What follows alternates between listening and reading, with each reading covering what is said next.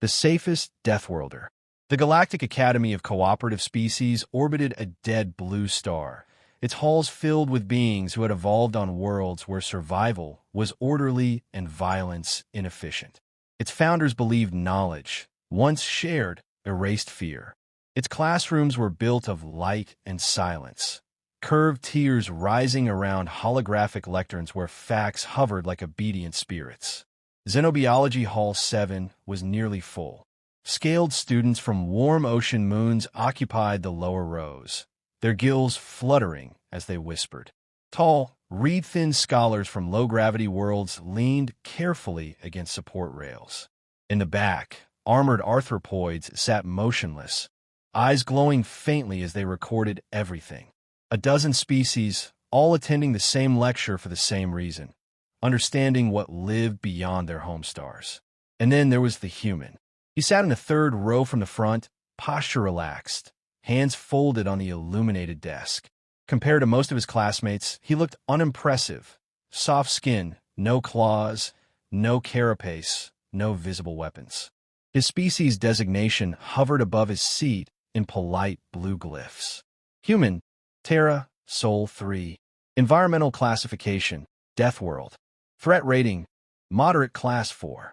The word Deathworld always saw a few heads turn, but moderate dulled its edge. At the front of the hall, Professor Zilvar adjusted the projection field with a precise movement of 3 jointed fingers. Zilvar was a senior xenobiologist, his kind renowned for objectivity. His voice emerged through the universal translator smooth and measured. Today, he said, we continue our discussion on megafauna, large-bodied life forms, and the common misconception that size correlates directly with danger. The central hologram flared to life. A massive quadruped appeared, bristling with spines and glowing with internal heat. Its claws alone were longer than the human student's arm. This, Zilvar continued, is the Kroth apex devourer of Yuln Prime. Mass, 14 metric tons. Natural weapons, retractable plasma claws. Confirmed sentient fatalities, over 12,000 before containment. A murmur rippled through the hall. This was familiar territory, monsters that matched expectation. The image shifted. Another beast, winged this time, mouth lined with rotating teeth. And this is the Skell Vortex Hunter. Carnivorous, ambush predator, class 9 threat. Students nodded. This was how danger looked. Sharp, obvious, hostile. Finally, Zilvar gestured, and the display changed again. This category, he said, often confuses newer students. Non-predatory megafauna. The projection resolved into a bulky, 4-legged creature with thick limbs and a placid expression. This is a grazing colossus from Eshrael. Herbivore. Defensive only. Despite its size, it is considered non-lethal unless directly provoked. Relief flowed through the room. Several students relaxed, tension easing. Zilvar folded his hands. The lesson here is simple. Predation determines danger. Without the drive to hunt, even the largest organisms pose minimal risk. The human's hand went up. It was unhurried, almost casual. Zilvar paused, slightly surprised. Humans did not often interrupt. Yes, he said. The translator rendered the human's voice clear and even. Where would you put a hippopotamus? Silence, brief and puzzled. Several students glanced at one another. The word meant nothing to them. Zilvar tilted his head, accessing reference archives. Clarify, he said. Is this organism carnivorous? No, the human replied. Herbivore. A few amused clicks and huffs moved through the hall. A harmless comparison, then. Large, Zilvar asked. Very. Defensive only? The human hesitated for a fraction of a second. Territorial, he said. Extremely. Zilvar gestured, and a placeholder silhouette appeared on the display, broad-bodied, heavy-set. Then it would logically fall within the non-predatory megafauna bracket. The human nodded once. That's what people usually think. Zilvar's sensory fronds rippled. Usually, the human leaned back slightly in his seat, eyes on hologram. On Earth, he said, the hippopotamus kills more humans every year than any large predator. The translator did not soften the statement. For a heartbeat, nothing happened. Then the room went quiet. Not the attentive silence of students listening, but the abrupt, instinctive stillness of prey recognizing a pattern it did not like. Gills paused. Antennae froze. Even the arthropoids in the back stopped recording. Zilvar turned slowly from the hologram to the human. "Explain," he said. The human met his gaze without challenge or pride. "It doesn't hunt," he said. "It doesn't need to. It lives in rivers people rely on. It moves faster than you think. And when it decides you don't belong," he shrugged lightly. "That's it." Zilvar brought up data feeds, his movements sharper now. "Fatality numbers?" he asked. "Thousands," the human said. "Across decades. Consistently." Numbers appeared. The hall remained silent. Zilvar stared at the data, then back at the human. "You coexist with this organism?" he asked. The human's mouth curved slightly. Not a smile, not quite. "We try not to bother it," he said. "That's the survival strategy." Zilvar dismissed the hologram with a flick, the grazing colossus vanishing into blue light. "Class," he said slowly. "We will be revising today's lesson." No one spoke. The human lowered his hand and sat quietly, already used to the way that one word from Earth could change a room. Teeth, not claws. Professor Zilvar did not resume the lecture. For nearly a full rotation of the Academy's chronometers, he stood motionless at the front of Xenobiology Hall 7, 3 eyes fixed on the data, scrolling beside him. The holographic projections no longer displayed dramatic silhouettes or stylized danger icons. Instead, they showed something far more unsettling: numbers. Massachusetts velocity. Light force. The hall remained silent, as if sound itself might provoke whatever invisible threat had just been named. "Human student," Zilvar said at last, his voice slower than before. "Your claim suggests a fundamental flaw in our threat models." The human nodded once. "That wouldn't surprise us." Zilvar made a small, involuntary click, an expression that, in his species, indicated discomfort. "Begin with the organism's physical parameters," he said. "We will evaluate your assertion step by step." The human stood, palms resting lightly on the desk. The room's attention fixed on him. Not with hostility, but with the wary focus normally reserved for weapons demonstrations. "It's semi-aquatic," he began, "averaging 3 to 4 metric tons. Short legs but dense muscle. In water, it can outrun most boats." A ripple of disbelief passed through the room. Zilvar's fingers moved, pulling comparative data from Academy archives. "That mass is comparable to mid-tier herbivores across the coalition," he said. "Still insufficient to explain lethality." "Show the mouth," the human said. Zilvar hesitated, then complied. The hologram expanded into a high-resolution anatomical rendering. The hippopotamus's jaws opened wide, revealing curved tusks and crushing molars. "Bite force," the human continued calmly, "is estimated at over 8,000 newtons. The jaws open nearly 150 degrees. Designed to crush bone, not slice flesh." A low hiss escaped someone in the front row. Zilvar stared at the display. "This organism does not consume meat," he said, as if repeating the fact might tame it. "No," the human agreed. "It uses its mouth to enforce territory. Against other megafauna. Against anything." The professor pulled up comparative overlays. The jaws of known apex predators appeared beside the hippopotamus's mouth. Several students leaned forward. One recoiled. "The structure is excessive," Zilvar said quietly. The human nodded. "That's the point. It doesn't need claws. It doesn't need venom. It only needs you to be where it doesn't want you." Zilvar turned to the class. "This contradicts our evolutionary models. Herbivores avoid conflict due to energy cost." The human tilted his head. "On Earth," he said, "energy is cheap. Safety isn't." A murmur spread, confused, unsettled. Zilvar raised a limb for silence. "Fatality circumstances," he said. "Explain the context." "Rivers," the human replied. "Transportation routes. Water sources. Humans build near them. The hippopotamus lives there already. It doesn't retreat. It charges." A student with translucent skin raised a trembling appendage. Why not relocate the animal? They asked. The human exhaled softly. We tried, he said. It didn't work. Zilvar's eyes narrowed. Clarify. They're aggressive under stress, the human said. And they remember. Move one, and it will attack anything it associates with the disruption. A pause. Memory-based retaliation? Zilvar asked. Yes. The hall shifted. This was no longer a lecture. This was a recalibration.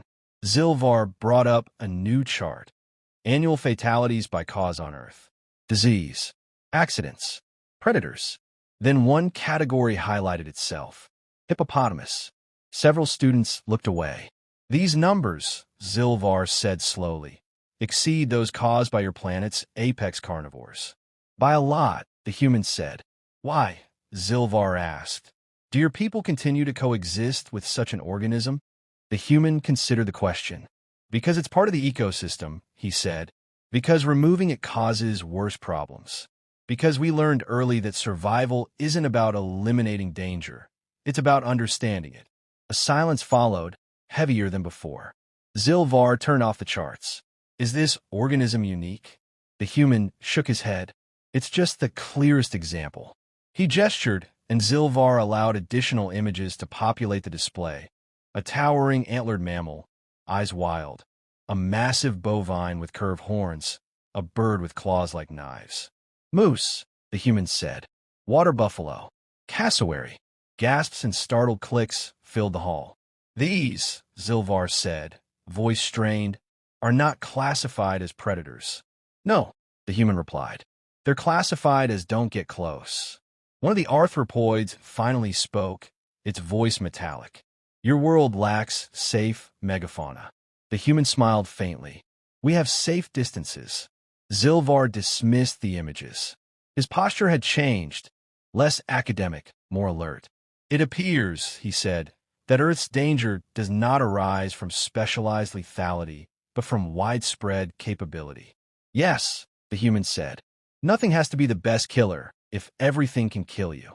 The professor faced the class. Let the record show, he said, that today's assumption, that predation defines threat, has been formally challenged. He looked back to the human. One final question, he said.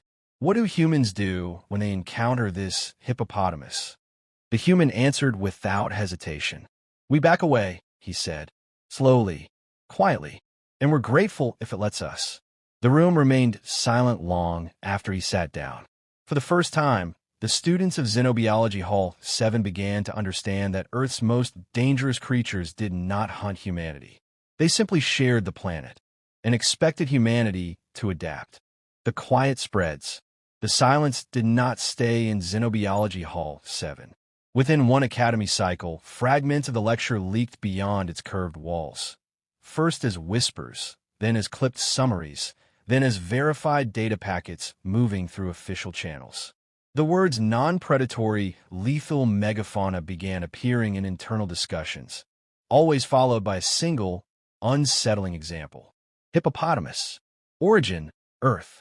By the second cycle, Professor Zilvar had been summoned twice by the Department of Comparative Ecology.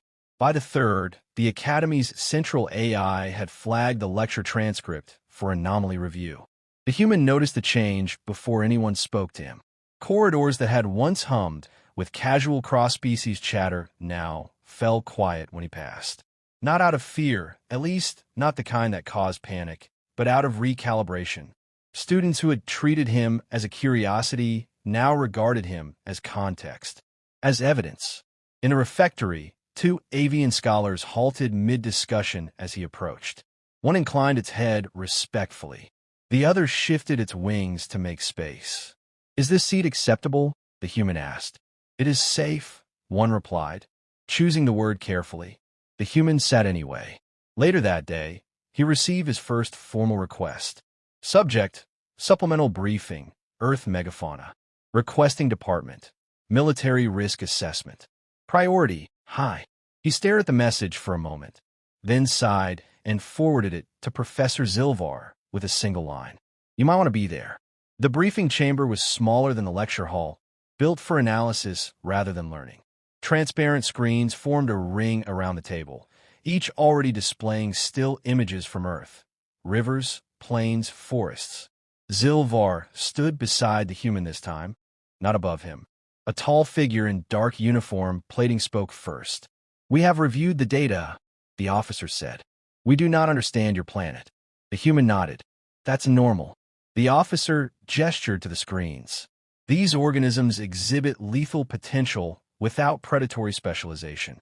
This contradicts coalition evolutionary theory." Zilvar interjected quietly. "Our theories were built on stable worlds." The officer's gaze flicked to him. "And Terra is not stable." "No," the human said. "It's competitive." The screens changed, now showing overlapping habitats, migration routes crossing settlements, rivers cutting through cities. "Our animals don't evolve to avoid us," the human continued. "They evolve to survive the same pressures we do. Sometimes that means aggression. Sometimes it means size. Sometimes it means both." One analyst leaned forward. "How do humans persist?" The human considered the question, then answered honestly. "By assuming everything is dangerous until proven otherwise." That answer circulated. By the end of the week, the Academy AI quietly updated Earth's environmental profile. The designation moderate, Class 4, flickered, recalculated, and was flagged for review under a new category. Adaptive Hazard World. Zilvar requested a private meeting. His office overlooked the dead star, its pale light filtering through layered shielding. He gestured for the human to sit, his movements slower than before. "I have taught xenobiology for 72 cycles," Zilvar said. "I believed I understood deathworlds." The human leaned back. "You understood extremes," he said. "Earth's dangerous because it's normal." Zilvar's fronds drooped slightly. "Your people are not apex predators." "No," the human agreed. "We're endurance omnivores with anxiety." A pause. "You joke," Zilvar said. "Because we survived," the human replied. Outside the office, students gathered in small clusters, watching through the transparent walls. The human could feel their eyes on him, not as an individual, but as a representative of something vast and unknowable. That afternoon, the human returned to Xenobiology Hall 7. The seating arrangement had changed. Students now left a respectful buffer around him, an unconscious acknowledgement of invisible boundaries. Professor Zilvar stood at the lectern, a new title hovering above the display. Lecture 9, Danger Beyond Predation. Zilvar began without preamble. "We have long defined threat by intent," he said. "Today we define it by outcome." He gestured to the human. "Earth provides numerous case studies." A student raised a trembling appendage. "If your world is so lethal," they asked, "why are humans calm?" The human stood slowly. "Because panic gets you killed," he said. "And because most of the time, nothing happens." Several students leaned forward. "That's the part people miss," the human continued. "Danger isn't constant. It's conditional. You learn the conditions, you live. You ignore them, you die." Another student asked, "What is the greatest threat on Earth?" The human did not answer immediately. "Complacency," he said at last. "Assuming something won't hurt you because it hasn't yet." The room absorbed that. Later, as the lecture ended, Zilvar dismissed the class and remained behind with the human. "The Academy will reclassify your species," he said. "Not as predators. Not as anomalies." "What then?" the human asked. Zilvar looked at the dead star, then back at him. "As survivors of an environment that does not care." The human nodded. "That's fair." As he left the hall, the silence followed him again, but this time it was not shock. It was respect. And somewhere deep in the Academy's systems, Earth stopped being listed as merely dangerous. It began to be listed as instructive. Why humans smile? The reclassification was announced without ceremony. There was no alarm, no emergency council, no dramatic broadcast. Just a quiet update in the Academy's central archive, a line of text altered after weeks of review. Human, Terra, Sol 3. Environmental origin, extreme adaptive hazard world. Species assessment, contextual survivors. Threat paradigm, non-predatory lethality normalization. For most students, the words meant little. For those who had listened, they meant everything. Professor Zilvar stood once more in Xenobiology Hall 7, the room filled beyond capacity. Faculty members occupied the upper tiers now. Military observers lined the walls. The human sat where he always had, third row, hands folded, unarmed, unremarkable. The central display did not show monsters. It showed Earth. A blue sphere hung in the air, clouds swirling, oceans glinting. Beautiful, fragile, deceptive. This world, Zilvar said, his voice carrying easily, should not have produced diplomats. A ripple of agreement moved through the observers. And yet, he continued, it produced humans. The image zoomed in rivers, plains, coastlines. The same places where danger hid in plain sight. We once believed, Zilvar said, that intelligence arose when a species conquered its environment. Earth demonstrates a different truth. The human stood when prompted, not for attention, but because it felt appropriate. We didn't conquer it, he said. We negotiated with it. A few students tilted their heads, confused. We learned when not to walk, he continued. When not to drink. When not to touch. We wrote rules in blood and passed them down as stories, warnings, jokes. The display shifted, cave paintings, early tools, firelight against darkness. On Earth, the humans said, the environment doesn't hate you. It doesn't even notice you. That's worse, because it won't stop. Zilvar nodded slowly. This indifference, he said, is the defining trait of your world. Yes, the human agreed. And it teaches you something. A student raised a limb. What does it teach? The human looked at the image of Earth, then at the room. Humility, he said. Attention, and went to smile. That drew a murmur. Explain, Zilvar said gently. The human smiled then, not wide, not proud. Just honest. Because when you've grown up knowing that a river can kill you, he said, you don't panic when someone shows you a predator. You respect it. You plan. And if you're still alive afterward. He spread his hands slightly. You smile. The hall was quiet, but it was a different quiet now. Not fear, not shock, understanding.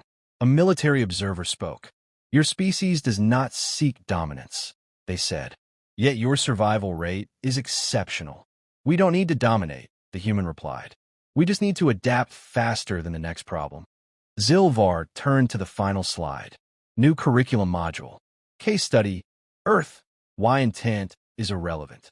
This module, Zilvar said, will be mandatory for all incoming species. The human blinked. All of them? Yes, Zilvar said, because the galaxy is not composed solely of predators and prey. Some dangers simply exist. After the lecture, students approached the human, not crowding, not touching, but close enough to ask, how do you survive near such animals? What if you make a mistake? Are you ever afraid? He answered each question patiently. You pay attention. You learn. Yes. At last, one small student asked, voice barely audible, if Earth is so dangerous, why do humans leave it? The human considered that for a long moment. Because once you've learned to live there, he said, you're not afraid of much else. Later, as the hall emptied, Zilvar walked with him to the viewport overlooking the dead star. Your example has altered our understanding, Zilvar said. Not just of humans, of survival. The human looked out at the distant light. Good, he said, because the galaxy's a lot like Earth. Zilvar tilted his head. In what way? It doesn't care, the human said, and it won't warn you. They stood in silence. Far away, Earth turned in its orbit, rivers flowing, creatures moving beneath the surface, teeth waiting where no one was looking. And somewhere in the Academy archives, beneath the entry for Hippopotamus, a final note had been added. Hazard level, extreme, behavioral summary, does not hunt, does not warn, does not forgive. The human smiled softly. On Earth, the quiet always came after you learned what to fear.